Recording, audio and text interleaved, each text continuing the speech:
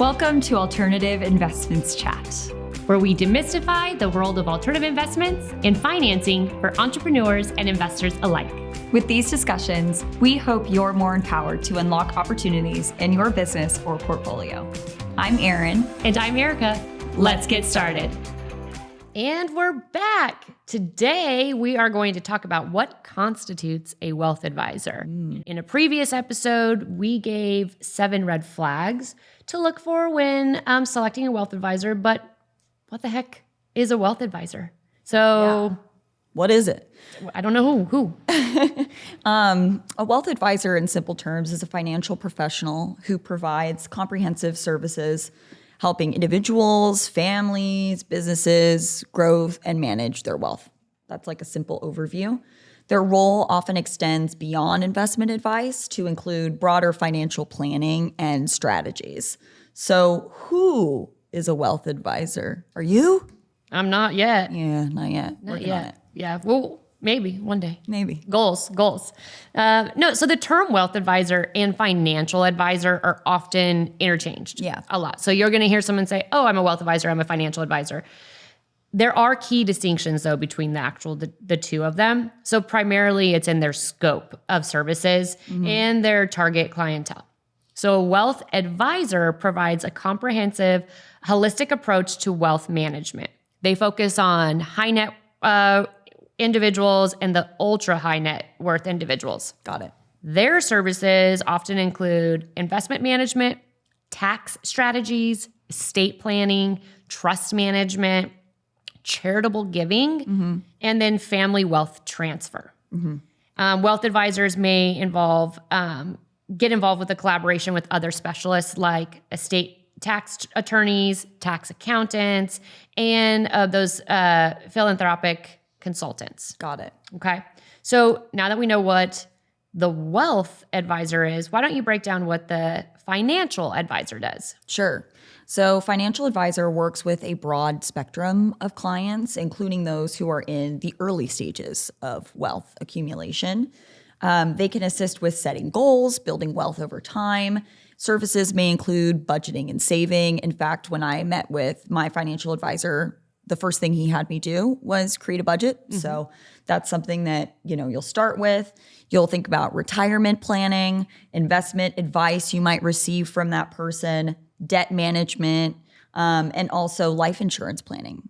Financial advisors typically help clients build and secure wealth regardless of their current net worth. So dealing with what you have and hopefully continuing to build those building blocks to put you into a comfortable position financially. Financial advisors hold certifications. They might not be specialized in complex high net worth strategies. Again, those are two different things. Really, you should, if you are just tuning in now, you should really listen to our previous podcast where we talk about those 7 mistakes to avoid, because it talks all about how you can align yourself with your financial advisor. So be sure to listen there. And also, lastly, their fee structure is often quite different from that of a wealth advisor. They may charge a flat fee, an hourly rate. They may be commission-based, depending on what kind of services they're offering. Got it. And now that we understand the difference between the two, let's strictly focus on wealth advisors and dive into what makes them a valuable asset. Yeah. So let's start with their qualifications of the wealth advisor. Education. Obviously, they have to start somewhere. So normally they have a bachelor's degree in the field such as finance, accounting, economics, or business administration. Now, they can have something different. Sure. It doesn't necessarily have to be those, but those are ones that are the typical ones. And then they have advanced degrees as well. While optional, it can be extremely, extremely valuable for a wealth advisor to have maybe a master's in business administration, Sure. Or a master's in financial planning or taxation. So you got to start with the base. Then there's those certifications. Wealth advisors often pursue advanced certifications to demonstrate expertise and credibility. Right. Common certificates, there's a lot out there. I just kind of sifted through and picked out a few. So again, make sure in our previous episode, when you are checking with that one of those red flags or mistakes was, make sure you do your due diligence and check those certifications. Yeah.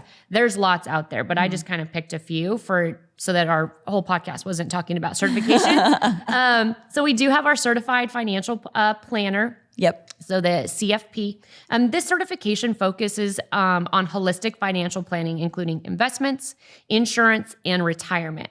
And for these, there's coursework, passing a comprehensive exam, and adhering to ethical standards. There's a certified private wealth advisor certificate as well. Now, this one specializes in serving high net worth clients with advanced strategies for investment, taxing, and estate planning. Got it. Like I said, there's a lot. So why don't you give us a few extra of those certifications, Erin? 2 other certifications that I'll mention here. One of them being Chartered Wealth Manager. This is a certification where there's an emphasis on wealth preservation and estate planning for affluent clients. Also, a Certified Public Accountant. This is a CPA, which people typically know that one. This is a person who provides advanced tax strategies specifically and accounting expertise. Depending on the type of financial advice the advisor is going to provide, you may or may not need a license in the US. However, in a professional capacity, you will likely need a license. If you're seeking professional advice, it should be from a professional, not just like a random Not your cousin. dude. Yeah, or your cousin. Yeah. Definitely not your cousin. Unless it's your cousin Benny, because he got those 2 guys off murder. So Yeah, so we can listen to him. We've mentioned FINRA before. They oversee these licensing exams. So just keep that in mind and know that FINRA is the authority here. We listen to FINRA. So how does a advisor know what licenses they even need to obtain? Yeah. So the types of license needed are completely dependent on the specific products being sold. Products being those securities. So some of the most popular licenses include a Series 6, a Series 7, a Series 63, and a Series 65. Lots of series. So I'm going to break down those 4. So a Series 7 is considered the golden standard, which allows holders to sell almost every type of investment products, such as stocks, bonds, options, mutual funds, and more. Got it. A Series 6 enables financial advisors to sell packaged securities, such as mutual funds and variable annuities. A financial advisor with only a Series 6 may not sell stocks and bonds. Now, every state actually does require a Series 63 license for financial advisors to conduct business within their borders. Got it. So this exam is also in addition to either your Series 6 or your Series 7. So you can't, a lot of these, you have to have both. States also require a Series 65, but only for financial advisors compensated with fees as opposed to a commission. Okay. So notably, individuals who hold professional designation like a Chartered Financial Analyst, the CFA, or a Certified Financial Planner, which we talked about as well, they may actually be eligible to have their Series 65 requirement waived by FINRA because they have these specific certifications. Okay, got it. It's a lot of, it's to be a financial advisor or a wealth advisor, as we're speaking about, it's not just a one and done type of situation. Yeah, really requires dedication and hard work. And sounds like a lot of different certifications, a lot of different licenses. It's overwhelming. Yeah. It feels like in finance too, there's always like numbers and letters and all these things. It I makes don't know it what any of this means. right. It's almost like they make it complicated on purpose, but whatever. But the real question here is, how do I know who to choose if all wealth advisors have the same qualifications? Great question. As we told our listeners 1,000 times, do your research. Again, check out that podcast that we just the one right before this where we talked about the 7 red flags or mistakes that people often make. That's a good place to start. Number 1 priority that clients typically look for when selecting a wealth advisor is that trust and credibility. Clients need to feel confident that their wealth advisor is going to take care of them and not just like run away with their money. Yeah. And has their best interest at heart, and they're going to use their expertise to manage your wealth well. Yeah. A new survey by John Hancock shows that investors with assets of $200,000 or more trust their financial advisor more than their primary doctor, accountant, contractor, or handyman, not handyman, Handyman. boss, and real estate agent. Wow. So they're like, this person is way more important to them than most. This is my ride or die. Yeah. This is my wealth advisor. I'm writing them in the will. They're writing them in the will. My ride or die. So let's chat about some of those key aspects that contribute to the credibility. Yeah. We've talked about this often, but there is that fiduciary duty that they hold. So this is crucial because it ensures that the clients can trust their advisors to act with integrity and prioritize their financial well-being. Again, it's your money. Yep. It's particularly important in financial planning and in investing management, where the stakes are high and the potential for conflicts of interest are significant. So you want to make sure that this fiduciary duty is being followed. Right. There's also reputation and reviews. So a strong reputation, positive client reviews, and testimonials can significantly enhance an advisor's credibility. Word of mouth recommendations and professional endorsements also play a crucial role. Again, if you find somebody that is amazing, you're probably going to tell your friends and family about it. Yeah. If they're not, you're not going to say anything, Right. you know. Or you're going to say the opposite. Yeah. You're gonna say, do not use this person. Get the heck out of there. Yeah.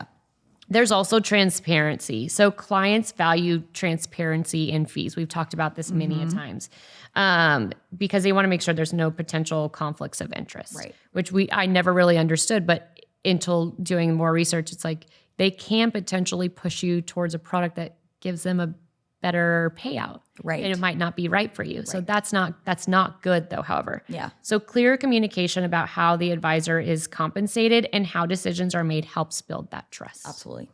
There's an experience and a track record. So proven experience and a solid track record in managing wealth, especially in situations similar to the client's, can reassure a client of the advisor's competence. So those are just a few that lead to you trusting your advisor. What are some other aspects that might contribute to trust? Yeah. One being personal connection. If you have a personal rapport with your advisor, you will also therefore probably have the ability to understand and empathize with them. If you are the advisor, you'll have the ability to empathize with their goals and their concerns and their values, and make sure that you're taking that to heart when you're actually working with this person to develop their financial strategy. That's huge. Clients want to feel like their advisor understands them and understands their needs. Yeah. Communication skills, again, communication. Yeah. Effective in communication is essential. Clients want to be informed about their money, what's going on, what are their returns, what are the market conditions, or if there should be any changes in strategy. You know, you don't want your financial advisor just making choices for you. You should be involved in that and 100%. understand what's going on. Yeah. And also a customized approach. If you get that unique customized approach for you, that will help you feel seen and heard. Yeah. And that can help you achieve your specific goals and get what you need, rather than just an advisor who does the same thing for every single client that they have. Yeah. A wealth advisor should not be off the rack. Right. It should be tailored to your specific measurements and your financial goals. So you want to make sure. I like that one. So customize. It's not a one size fits all. It is not a one size fits all. And last one here, regulatory compliance. Again, make sure that your advisor is properly licensed and compliant with the regulations. You know, you can do that background check. You can see what's going on, and you should.